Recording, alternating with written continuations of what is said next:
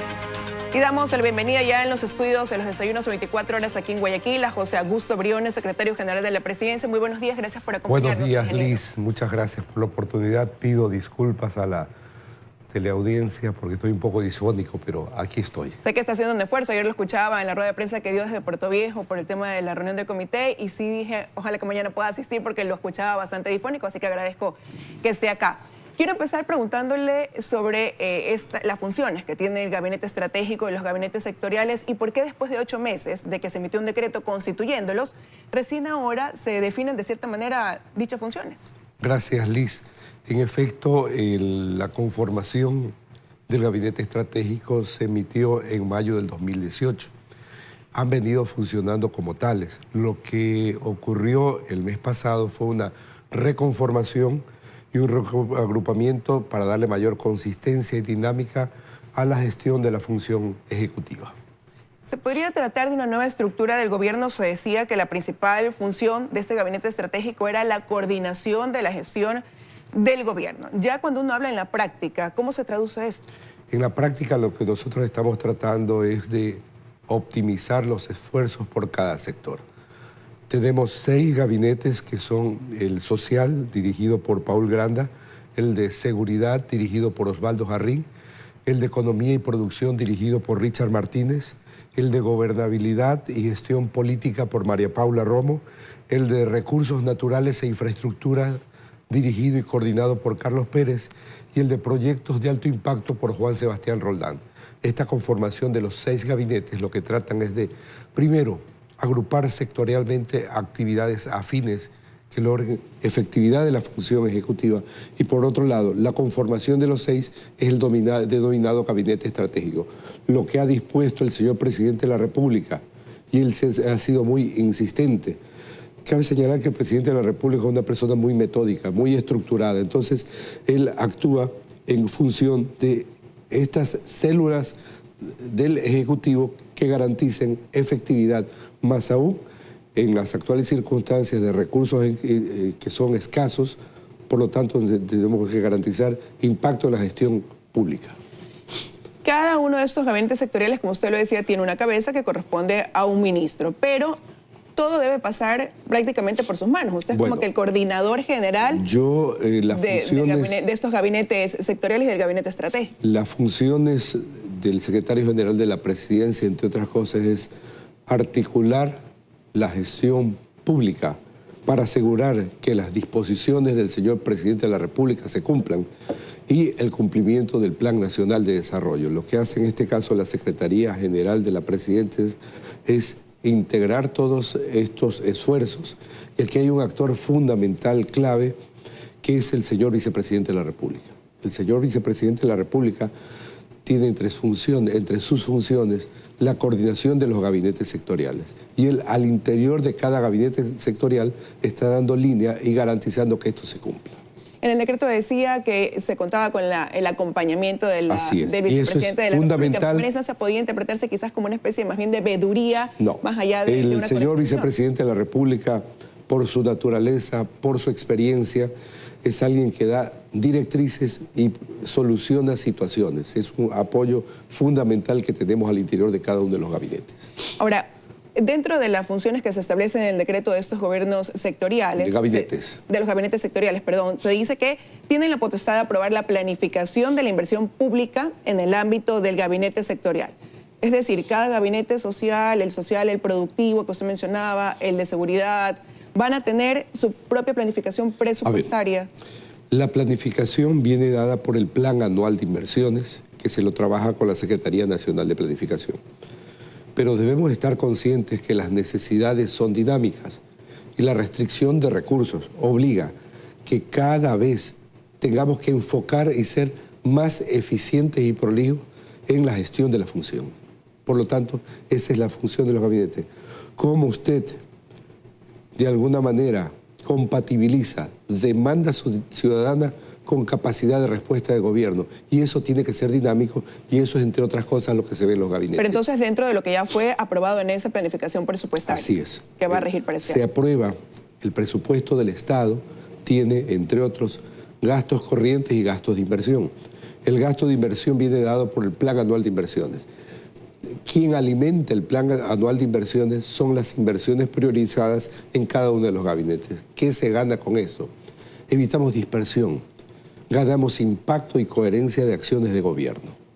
Ahora, en este decreto, como usted ya también me lo mencionaba, se crea el Gabinete de Gobernabilidad y Gestión Política, que será presidido por el titular de la Secretaría de Gestión Política. En este caso, la abogada María Paula Romo. La doctora María Paula Romo. Pero la doctora es igual, tiene una función de encargada de esta secretaría. Entonces, con la entrada en vigencia de este decreto, a lo mejor se va a acelerar el dar paso a definir si se queda como titular de esa cartera saliendo del Ministerio del Interior o si más bien ya si titulariza algún ministro dentro de esta función. Nosotros venimos trabajando, recordarán, yo estuve antes en Semplades y estuvimos a cargo del proceso de optimización de la función ejecutiva. Y venimos trabajando en la fusión de algunos ministerios. Uno de estos es en lo que sería el Ministerio de Gobierno, ¿sí?, que podría darse la fusión de las actividades de interior y gestión política. Eso lo venimos trabajando. Como le decía Liz, la acción de gobierno es dinámica y tiene que ajustarse a las demandas y a las reales disponibilidades de los fondos. Los fondos ciudadanos son sagrados, el Estado debe adaptarse a ello. Y antes de hablar precisamente de esta reducción que se viene dando de esa carga burocrática, quería preguntarle también cuál será el alcance de este gabinete de proyectos de alto impacto. El proyecto de alto impacto a cargo del doctor Juan Sebastián Roldán es una instancia muy importante que tiene que ver con iniciativas y proyectos que el señor presidente de la República ha puesto como prioritarios. Le pongo algunos ejemplos. El tren playero que anunció el presidente de la República en meses pasados, que tiene un avance significativo de prefactibilidad, es uno de los proyectos de alto impacto. El metroférico de Quito. Lo que se ha hablado de optimización de servicios públicos. Estos proyectos que inciden en mejorar la calidad de vida de la ciudadanía están a cargo del doctor Roldán y lo que se trata es darle una dinámica propia que permita concluirlos en los tiempos planificados y sobre todo que se respete la voluntad del señor presidente de la República. El doctor Roldán tendrá que darle seguimiento permanente para que se vaya, verificar que se vaya cumpliendo con la ejecución. Esa es la actividad del doctor Roldán. Ustedes conocen que él es una persona muy estructurada y eso permite acompañar a los ministros y a los funcionarios para que los proyectos, hay muchas veces existe la voluntad política, pero hay cuellos de botella administrativos que no permiten que se cumpla la voluntad del señor presidente de la República. Bueno, por ahí decía que además estos proyectos de alto impacto estarían precisamente a cargo del doctor Juan Sebastián Roldán, pero también decía el secretario particular de la presidencia. Él es lo que... El secretario general, perdón, ahí también lo mencionaba usted. Se coordina con la Secretaría General porque la Secretaría General es una instancia integradora. Nosotros nos toca integrar las acciones del gobierno para garantizar el resultado de toda la gestión. Ingeniero, pero ahí su misión va a ser solamente integrar esas acciones aisladas o también supervisar el cumplimiento de cada una de las funciones de quienes están a cabeza de estos gabinetes sectoriales. La responsabilidad de lo que ocurra al interior de cada gabinete sectorial estará a cargo de cada ministro coordinador. Lo que hace la Secretaría es integrar y garantizar el impacto que tiene como gobierno. Digamos que la Secretaría General es el coordinador de la administración pública. Los señores ministros son responsables de cada gestión y particularmente de los gabinetes sectoriales del cumplimiento y asegurar que de alguna manera las metas establecidas se cumplan. Ahora, usted ya me hablaba hace unos minutos de lo que se viene poniendo en marcha, que es la reducción del gasto público, ¿no? Y precisamente EMCO notificó a las 21 empresas públicas que hasta el 20 de febrero tienen plazo para presentar su proyecto de cómo van a hacer para reducir el 10% de la nómina, lo que ya debe ejecutarse a finales de este mes. Si bien es parte de ese ajuste, como decíamos, de esa medida que anunció en su momento el gobierno para reducir el tamaño del Estado, ¿cuál va a ser ese plan de contingencia para que a su vez esta nómina que se reduce no incremente las cifras también del desempleo? Liz, el presidente Moreno es un presidente que gobierna para las próximas generaciones y no para las próximas elecciones. En ese contexto le ha tocado asumir una responsabilidad muy fuerte ante la crisis económica que heredamos. Él ha dado directrices muy claras y en ese sentido el tamaño del Estado es insostenible. 9.500 millones de dólares al año de nómina no se puede sostener. ¿Cuál ha sido la directriz del señor presidente de la República? Optimicen lo que hoy en apoyo administrativo hacen 3, que lo haga 1. Se garantiza la provisión de servicios. Aquí no se está despidiendo médicos, profesores, no. Se está reduciendo donde claramente se ve que se puede hacer y es una medida responsable. Paralelamente a ello, la Ley de Fomento Productivo, que fue promulgada en meses pasados, da incentivos claros al sector privado para que sea este el generador de trabajo. Por lo tanto, debe haber una ordenada migración de lo público a lo privado, porque sería irresponsable tener estructuras del Estado que son insostenibles. Ahora, reduciendo este 10% de la nómina de 21 empresas públicas, que es lo que ha dicho EMCO, ¿cuál es el cálculo que hacen de la cantidad de personas que saldrían en total de dichas empresas? No hay un cálculo todavía, sí, ese es un estimado, pero es una decisión que se toma por responsabilidad con los sagrados fondos públicos. Ahora, lo que quede claro es que esa reducción no significa que se va a disminuir la calidad de los servicios, ni provisión, ni servicios ciudadanos, pero es evidente, Liz, que hay una multiplicidad de funciones que se pueden optimizar y por responsabilidad debemos hacerlo.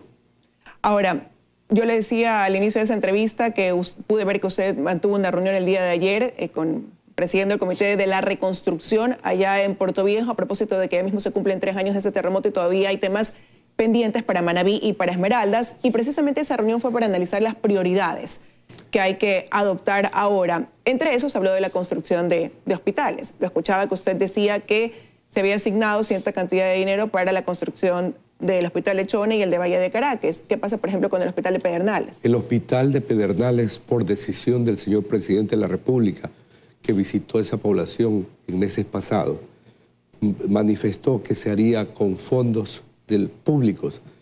Ese proyecto, los estudios y toda la documentación habilitante fue aprobada la semana pasada como proyecto prioritario por Semplades, con la finalidad que sea convocada a la licitación internacional. Los fondos de la reconstrucción tienen básicamente 2 fuentes: la ley de solidaridad, en la cual todos los ecuatorianos aportamos, y fondos provenientes de recursos internacionales. Hay un común denominador. Hubo mucha falla en los estudios, lo que ha obligado a que se difiera la contratación de las obras, pero hemos solucionado esto. Hemos puesto un aporte de Ecuador Estratégico y de SECOP para que ayuden y destraben estos procesos y se proceda a la contratación. Ayer, como usted efectivamente lo menciona, priorizamos 9 proyectos de infraestructura y de desarrollo vial por aproximadamente 85 millones de dólares. Destinamos 20 millones de dólares para préstamos de economía popular y solidaria que dinamicen la población de Esmeraldas, y estamos haciendo un acompañamiento a las entidades que hacen finanzas populares en Esmeraldas. Ahora, también dentro de este presupuesto que usted acaba de mencionar, se estableció más de 40, si no me equivoco, 44 millones de dólares para proyectos de saneamiento ambiental en Manabí. En efecto. Donde se habla del sistema de alcantarillado y pluvial para Rocafuerte, un colector para Chone, por mencionar algunas de estas cosas. ¿Cuándo ya van a empezar a ejecutarse estas obras? Bueno, ¿cuándo prevén que arranque y cuándo estarán listas? Liz, en términos generales, si uno suma fondos de ley de solidaridad más préstamos, alrededor de 2.400 millones de dólares, se han ejecutado cerca de 1.800 millones, quedan por ejecutar 600. Lo que hemos hecho en estos 2 meses que yo he estado a cargo de la reconstrucción es, primero, identificar dónde se están quedando las cosas, dinamizarlas, trabajar con los alcaldes. Yo ayer me reuní con todos los alcaldes de Esmeraldas y Manabí y con los 2 prefectos, porque este es un tema que no solo le compete al gobierno. Hay tema de legalización de terrenos, de disposición de terrenos. Lo que hemos hecho es ubicar responsabilidades, porque aquí todos tenemos que trabajar para una ciudadanía que fue afectada y que no puede seguir esperando. Ahora, han habido varias cabezas al frente de este proceso de reconstrucción. Empezó el ex vicepresidente Jorge Glass, quien en su momento dijo, después de 3 años ya habremos concluido la reconstrucción en Manabí Esmeraldas. Después vino la ex vicepresidenta María Alejandra Vicuña y decía para el 2020.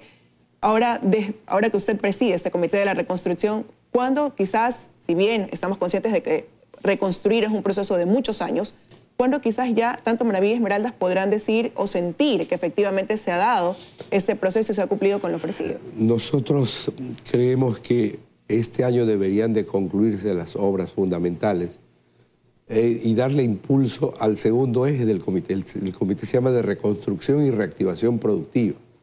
uno de los énfasis que estamos trabajando, de ahí el convenio que hicimos con CONAFIP, es trabajar en la reactivación productiva. Los ciudadanos de Esmeraldas y Manabí necesitan fuentes de trabajo y este gobierno responsable lo está haciendo. Ahora, yo conversé con usted en diciembre del 2018 y tocábamos este tema y hablábamos de estos informes de Contraloría que en resumen hablan de un mal manejo de los fondos y bueno, resalta por qué se da tanto incumplimiento, ¿no? También en la entrega de obras, y usted me decía, vamos a sancionar a todos aquellos que han incurrido en esto, como dice la ley. Vamos a aplicar esa sanción, pero hasta ahora no hay ningún sancionado. ¿Cómo avanza eso, ingeniero? Y le cuento, Liz, el Comité de Reconstrucción no es un ejecutor y las directrices que yo he dado es que se cumplan las observaciones y recomendaciones de Contraloría que hace a cada una de las entidades. Y he dispuesto que se haga el seguimiento y tengo ya un informe de cómo va el cumplimiento de las medidas y recomendaciones que han sido adoptadas por parte de la Contraloría General del Estado. Que se lo pregunto, ingeniero, porque lo que está sucediendo en muchos de estos casos donde se habla o se debe la corrupción cometida en el anterior gobierno es que sí, se pone de manifiesto lo que pasó, se hacen las investigaciones, pero al momento en que se señala culpables, muchos de ellos, cuando ya se establece la responsabilidad, están fuera del país. Entonces, ¿cómo quizás lograr que se actúe con mayor agilidad precisamente para evitar esto, ¿no? Y poder establecer, sí, que los culpables sean sancionados? Usted sabe, Liz, que en el tema de sancionar presuntos culpables concurren varias funciones del Estado. Concurre la Fiscalía, concurre la función judicial, y lo que hace la función ejecutiva es evidenciar con firmeza lo que está sucediendo. A tal punto es la decisión del presidente Moreno que esta semana se creó la Secretaría Anticorrupción con la finalidad de darle mayor dinámica, presencia institucional a estos procesos, y está a cargo del doctor Iván Granda. Pero ¿no les crea un sinsabor como gobierno el poder desde el Ejecutivo establecer estos mecanismos y dar estos pasos, pero sin embargo sentir que hay un desfase con quienes deben responder o actuar ante ellos? El presidente Moreno de manera continua convoca a las otras funciones del Estado, sobre todo para aunar esfuerzos en el combate con la corrupción. Creo que hemos tenido sensibilidad por parte del señor Contralor, de la señora Fiscal, y lo que nos toca es arrimar el hombro y hacer país.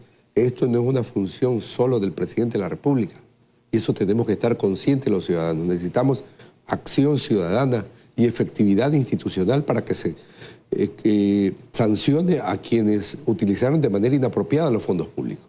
Bueno, y efectivamente eso es lo que esperamos, me atrevería a decir yo, la gran mayoría de los ecuatorianos, por no decir todos. Quiero agradecerle, ingeniero, esta mañana su presencia aquí en los desayunos de 24 horas. Siempre estoy a la orden. Muchísimas gracias.